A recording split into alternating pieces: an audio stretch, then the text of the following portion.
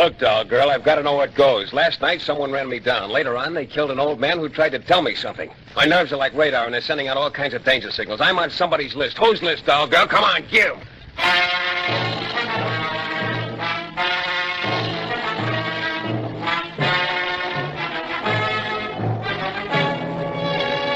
The New Adventures of Michael Shayne, Private Detective. Michael Shayne, reckless, red-headed Irishman, back in his old haunts in New Orleans, ready as always to risk his neck for law, order, and an occasional dollar. Listen now as we bring you The New Adventures of Michael Shayne.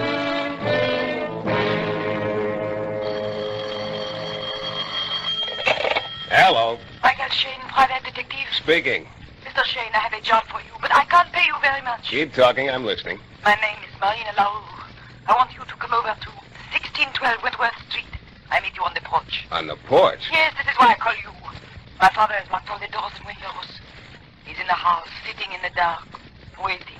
Waiting for what? For death, Mr. Shayne.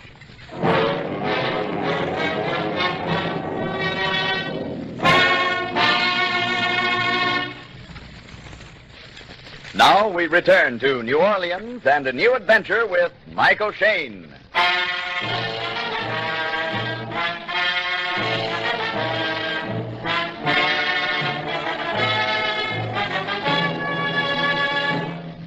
So I was on my way across New Orleans to see Marina LaRue, whose papa was waiting for death. The 1612 Wentworth Street was a couple of minutes by cab in ordinary times, but these were not ordinary times, so it was taking me a half hour to walk it. Yeah, this had been a bad month for little Mike. Police headquarters had suspended my license for 60 days for being a stunk. But even stunks have stomachs and creditors. And that last buck in my wallet was so lonely it was getting psychoneurotic. So, license or no license, I wasn't letting Marina LaRue get away. And just like she said, she was waiting on the porch, and she was some baby doll. Creole from way back and round and ripe like a cantaloupe busting its seams. Only I'd been living on shredded wheat and canned milk for so long, all Marina LaRue meant to me then was ham and eggs and pork chops and maybe pie a la mode. Mr. Shayne. Yeah. Oh, I'm so glad you're here. I'm half out of my mind. I don't want to call the police if nothing is really wrong. Hey, slow down. Your father's inside the house? Yes. He has been in there for the last 8 days. Just sitting in his room in the dark. Like I said, waiting for death. What's the matter? Is he sick? No. He's as healthy as you or I. That's why I don't understand. Tonight, he won't even let me in the house. He has locked all the doors and the windows. I don't know what to think. Well, I think we ought to tap a brick against one of those windows and have a talk with Papa. Yes. Yeah, but first I ought to tell you that I break windows and talk to papas who wait for death for something more than the sheer joy of it. For something like $20 a day. You understand that, of course. I told you I'd pay you. Okay. I always like to begin business on a friendly basis. Now, where's that brick? I broke the window, reached in and unlocked it, and then slid over the sill. The house was as black as a mug of GI coffee. I found a light switch and clicked it back and forth, but nothing happened. Then I let the girl in through the front door. Come on in. What happened to the lights? I don't know. And where is Papa? Yeah. Papa! Papa! They started lighting matches, and we wandered through the house. Papa, where are you? A single flare of light cast crazy shadows against the walls and the ceiling. Papa! You got the screwy feeling that the house itself was alive and watching you. Except for our footsteps, there wasn't a sound. Papa, where are you? Oh, my error. Yeah, there was a sound, all right, coming from the next room down the hall. I felt a nerve deep down inside me start jangling like a burglar alarm. Papa! I knew that sound like I know my heartbeat. We were at the door of the room. I struck another match, and the girl saw it. Papa! No. No, Papa! No, Papa! He was hanging like a pig in a butcher shop, tied to the chandelier. His head lolled on his shoulder, and his eyes stared up into nothing at all. Then suddenly the girl's sobbing ended, as though somebody had clamped a hand over her mouth. When she spoke, she sounded like a stranger. Strike another match. Hold it close to him. Wasn't one look enough? Strike the match. Okay. His forehead. Yeah. Funny mark.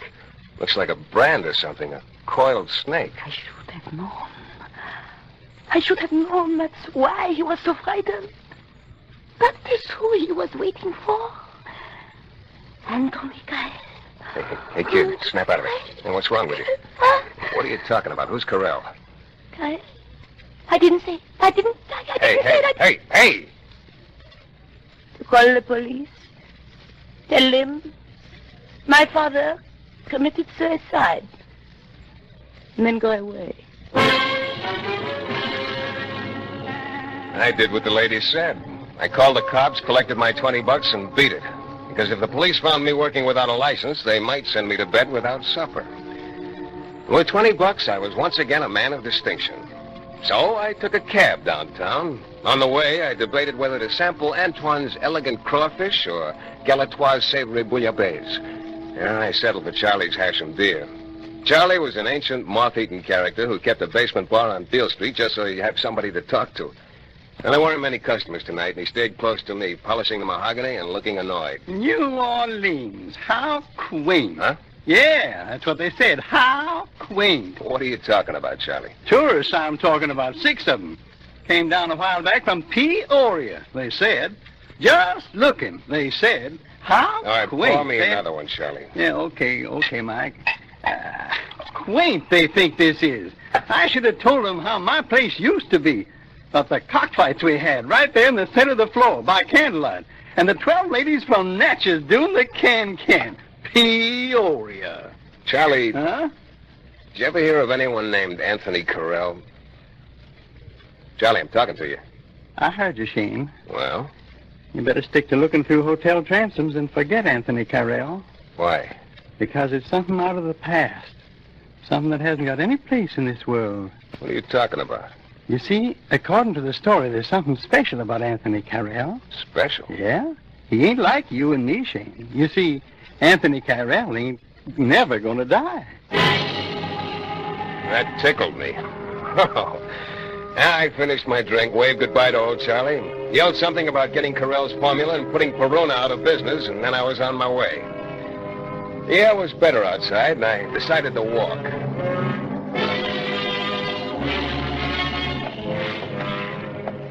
It was a nice, quiet street. Great place to start a cemetery. As it turned out, I was just the kid to start one. I didn't hear the car behind me. All I saw was the cab on the next corner. The cab driver was leaning against the open door waiting for me. I stepped off the curb and a couple of Then I was rolling on cobblestones, watching a red tail light disappear in the distance. Next thing, the cab driver was bending over me. You okay, Pally? Yeah, I guess so. Hey, take me home, will you? That sure was close. No, I just got careless crossing the street. Careless. I was watching, Pally. That car followed you for maybe 2 blocks, waiting to get a chance at you. Huh? Yeah. Somebody in this town don't like you very much, Pally. The cabbie drove Pally home.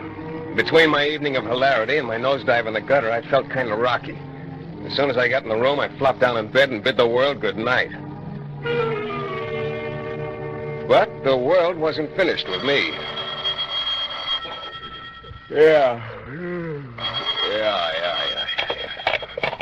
Oh. Mike, this is Charlie. Oh, yeah, Charlie. Listen to me, boy. Something funny's going on. Yeah, buddy. They're trying to scare me. But old Charlie's been around too long to scare. Good for old Charlie. You come on over, and I'll tell you what they're up to, boy. Uh-huh. Yeah, You sure. come on over right away. Okay. You know where I vote? In the room behind the bar. Just knock on the front door. I'll let you in. Yeah. Get here quick as you can. Sure. Sure, Charlie. Sure. The last thing I saw before I fell asleep again was a luminous green dial on my bedside clock. 3:47. It said 10:20 when I saw it again. The room was lousy with sunshine. I was brushing my teeth and trying to avoid my reflection in the mirror when I remembered Charlie calling me. I found the phone number of his joint in the book, and I called him. Only it wasn't Charlie who answered. Yeah? I want to speak to Charlie. Who is it? Just let me talk to Charlie. Sorry, Mr. Charlie isn't here. Where is he? They took him to the morgue an hour ago. He's dead.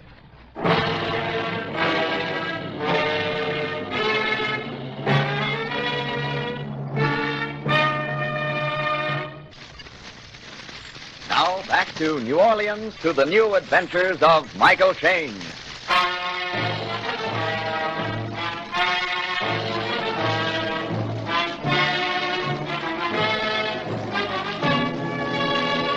From the beginning, it hadn't made much sense. Marina LaRue calling me to break into her father's house. Him hanging from the chandelier with a snake brand on his forehead. And now, old Charlie dead. Well, I went down to the morgue. The attendant took me to the basement to where Charlie was on a table. Lieutenant Burns of headquarters was just taking a peek. Nasty, redhead. Yeah, necks of bum sheep for a butcher knife. What's that on his forehead? Looks like a brand, like a coiled snake. I probably banged his head. It's nothing. You want to bet, Lieutenant? Say, look, Shayne, what are you doing around here? You're not forgetting that your license is suspended. A guy can get in here without a license. Look at Charlie. All he had was a license to sell bad booze. You're not doing any work for anybody? No, just keeping in training. Come on, be a good boy, redhead. You've only got a couple of weeks to go. Then it'll be legal for you to start bothering us.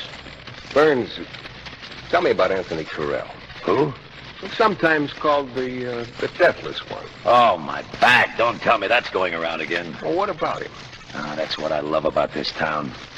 No matter how modern it may look on the outside, underneath it's still a jungle. Still dancing to voodoo drums. Voodoo? Yeah, every so often some scared sucker comes in and whispers in our ears that Anthony Carrell is still alive and terrifying the countryside. When we ask him for one teeny little bit of proof, the little sucker vanishes in a puff of smoke. Anthony Carrell. Oh, redhead, you can do better than that. Yeah, when I got outside on Jackson Street, it did seem kind of silly. But what was so silly about that car trying to run me down last night? What was so silly about Charlie under a white sheet in the basement of that morgue? Oh, I had enough questions in my head to start a quiz show, but not enough answers to win a yo-yo. I knew a good place to ask questions, though. And I had to start asking questions fast. Something was happening, something big, and it was happening to me. I took a cab out to the brownstone house on Wentworth Street where all this began.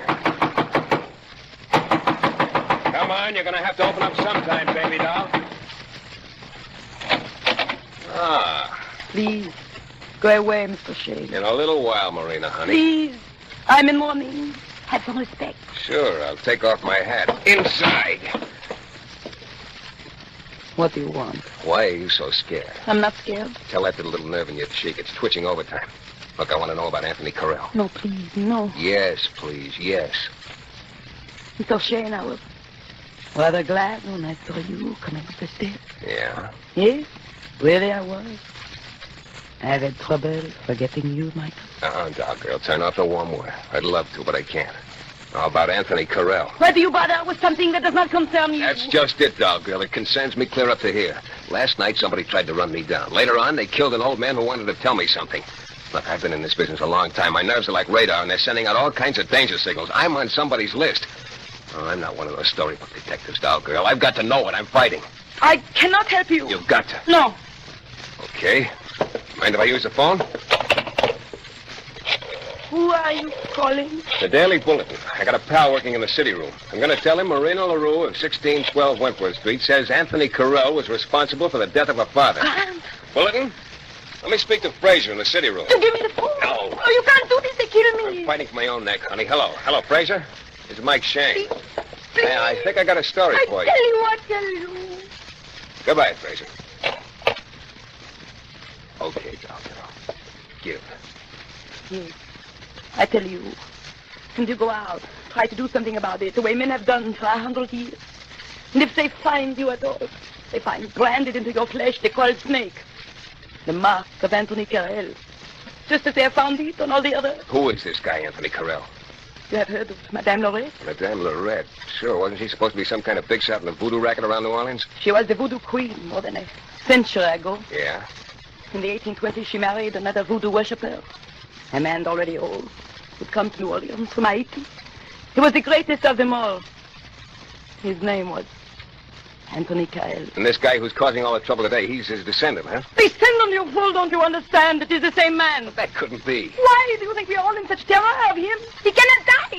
Do you know what that means? Hey, take it He easy. cannot die. His food has been poisoned. Cars he was riding in have been shot at. Once the house he was staying in was dynamited. Men stood at every door with guns. But in less than a week, the plotters were dying one by one.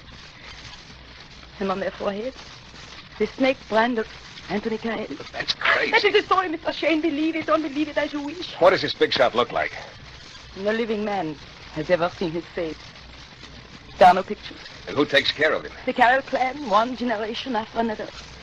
Today, there are only two left, Juan and Philippe.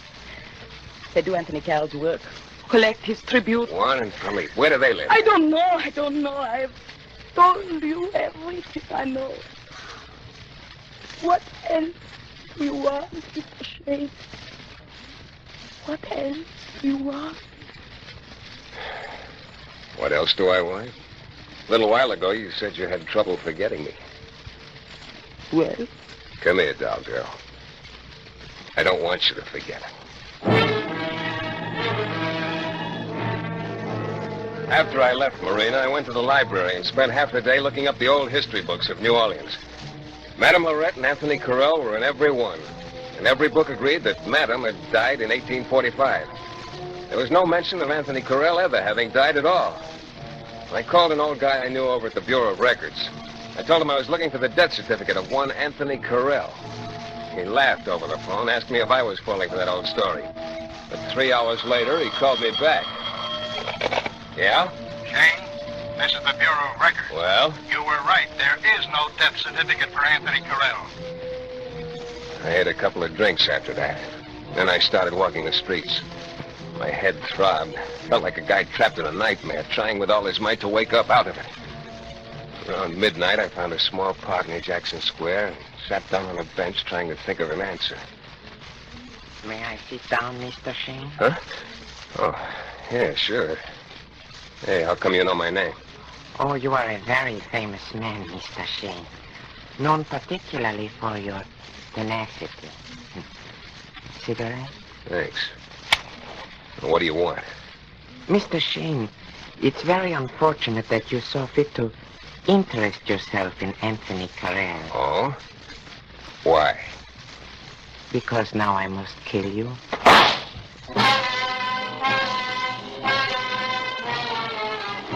I felt the bullet smash against me, but at first there was so little pain, that same crazy feeling of maybe it's a dream came back.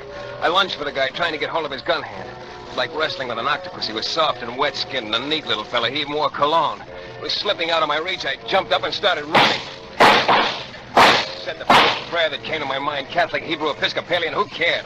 I saw a row of shrubbery and dived in. And that bullet had been real, all right. My side was beginning to ache like a whole mouthful of sore teeth. My friend with the gun came so close to the brush I could smell his sweet, stinking cologne. I remembered a couple of other prayers. Something must have worked. A siren started sobbing the blues far off, and the guy beat it. He climbed into a little black coupe parked at the curb. Pulled away, but he was playing it very safe. There was a long stoplight at the corner, and he waited for every second of it. A nice, law-abiding, perfumed young man. There was a parking lot half a block down the street, and I ran for it. As I ducked in, I saw the light on the corner change. The black coupe down Canal Street. I hopped into the first car and turned on the ignition. A sleepy-eyed attendant came out of a little shed, and I kicked the starter. Got your ticket, mister? Hey, come back! Come back! I wasn't so law-abiding. I went down side streets like somebody lit a fuse. Yeah, just like in the movies, except my side hurt, my shirt felt sticky and warm, and I was sick to my stomach. When I was sure no cops were following me, I cut back to Canal Street, and pretty soon I saw the black coupe again, still obeying all the laws. Now we're on the outskirts of town, along the wharves that reached out into the Gulf. The black coupe picked up speed. I picked up speed. Oh, it was a long ride through little country roads that stretched through the bayous.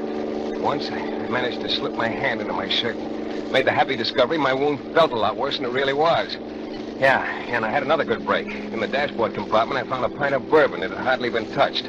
Oh, I touched it good. It was almost as fine as a blood transfusion. And then before I knew it, the black coupe had turned into a driveway. I went on a few hundred yards, pulled up onto some trees, and turned the lights off. It was a battered, weather-beaten farmhouse, standing all by itself in the middle of nothing. The windows were boarded up. Everything about it said nobody home except the black coupe. I snuck around the back. The screen door was open. I walked across a porch and almost knocked over a row of milk bottles. I tried the back door. The door was open. Oh, no, I wasn't having any. You didn't have to be a quiz kid to know what this setup was. I started back across the porch. I reached the screen door, and then I stopped. The only sound in all the world was a mosquito buzzing like mad in the darkness. Hey, Shayne, where you going? I realized I'd said that out loud. And I giggled to myself. I rubbed my head. It was hot. A bullet hole. Maybe I was already getting delirious. Yeah, but where was I going? Back to Little New Orleans? For what? The cops wouldn't listen to me. To them, I was just a big-nosed redhead out for a quick buck. And my sweet-smelling friend had slipped up twice now. If I went back to town, he'd come after me again, and he was just about due for the jackpot. No. Well, there was no place to go except inside the house. I picked up one of the milk bottles. Me and my homogenized blackjack. I went back to the door. Pushed it open. Went into the kitchen. Everything dark. I could just make out some dishes on the sink. The place smelled of bad, greasy cooking. Then I found another door. Now I was in a short hallway that led to a flight of stairs. Not a sound at all. No, I'd even been glad to hear that mosquito. Stairs. Started up a step at a time. Slow. Easy. Slow. Easy.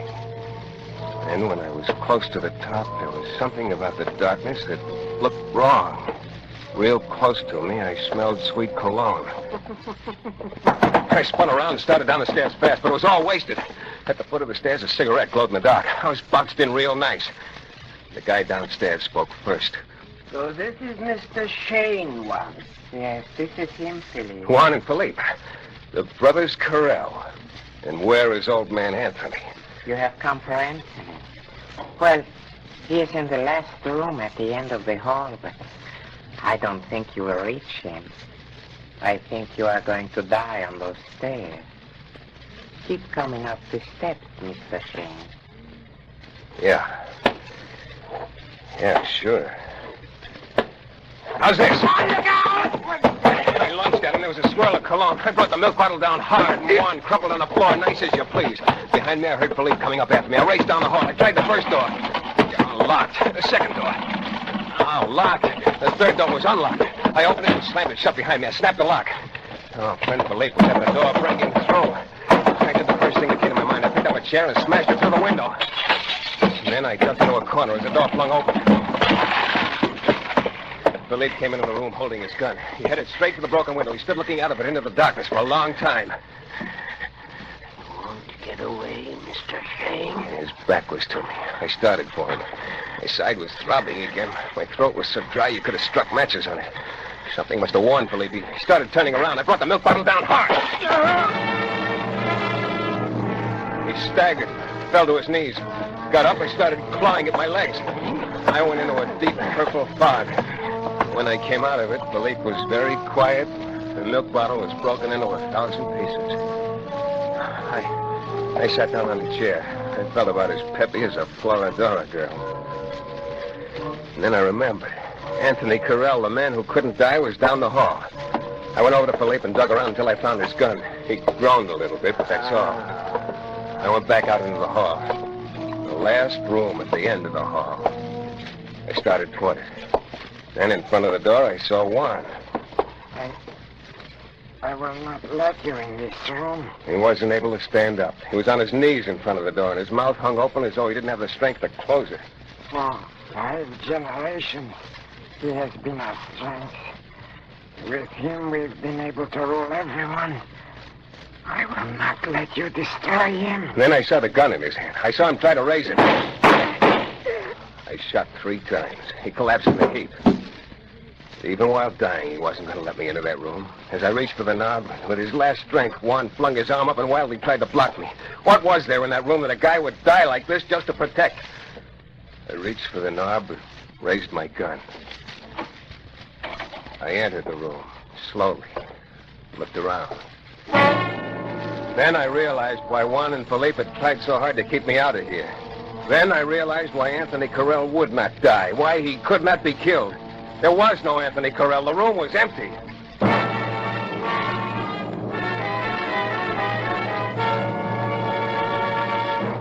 Yeah. Yeah, that was the story of Anthony Carrell. He'd lived and died in his own time just as any man. But the Carrell clan, knowing the power of fear, had made it appear that the old man was still alive and kicking. Oh, I wonder how many people go through life being afraid of empty rooms. Well, as soon as I got back to town that night, I went to the emergency hospital and had myself pasted together. Then I called on Marina LaRue.